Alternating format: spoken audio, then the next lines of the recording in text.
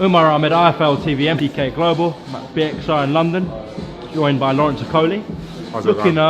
Looking good under Barry Robinson on that public workout. Everyone's been saying that. Why? What was different? Look a bit more freer. Fair enough.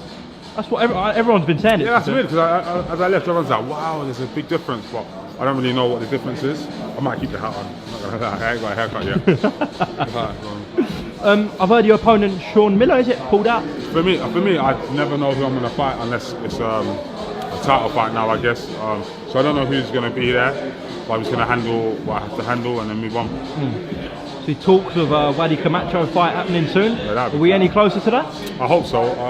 I heard there's been movement, but you never know with fighters, because fighters are very good at talking, but it's very different when it comes to fighting. But it will be a fight I'd want, because I want to win the British Commonwealth and then the European, so that anyone in Britain who wants to win any of those titles has to see me personally. Obviously, you've got to get past this Saturday.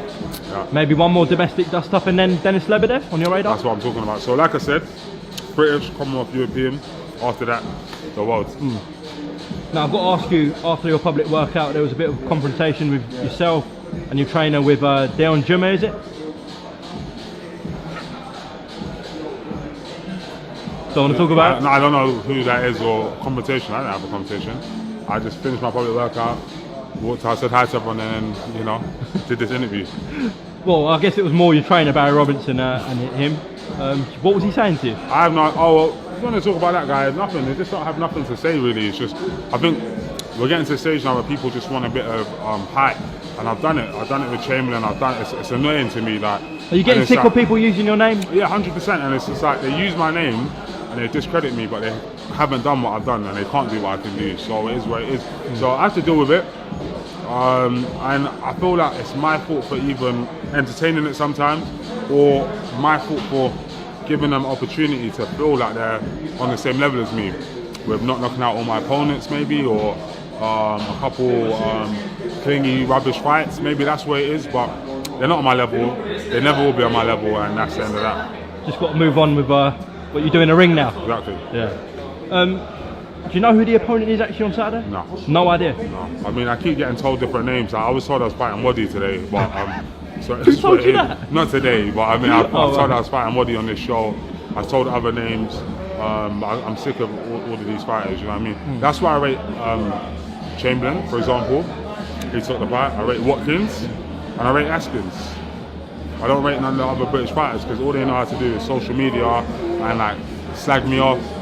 But then put yourself in a position, have actual fights. No, I just want straight to Lawrence and the big shows, and that don't make no sense. Well, you had to work your way up, so kind of. You know what I mean? I mean to get to where I had to go to Olympics, which was hard enough. And even there, since I have to deal with hard-ish fights, dealing with criticism, and the fights aren't amazing, so I have to do a lot. Just a small matter of the Olympics. Yeah. You know. Just the last one. Obviously, it was a while since you were out with Tyson Fury and Ben Davison. What have you sort of learned from that, if anything? Yeah, look, obviously it was good for my confidence because I was told by their whole camp I was the best sparring partner that they had, not just for that camp, but in general, no disrespect to anyone else that sparred him.